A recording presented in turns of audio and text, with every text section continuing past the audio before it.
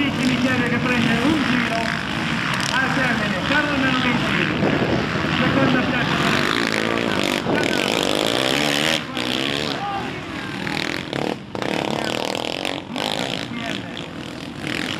Gloria Cristo e Giulio Davide.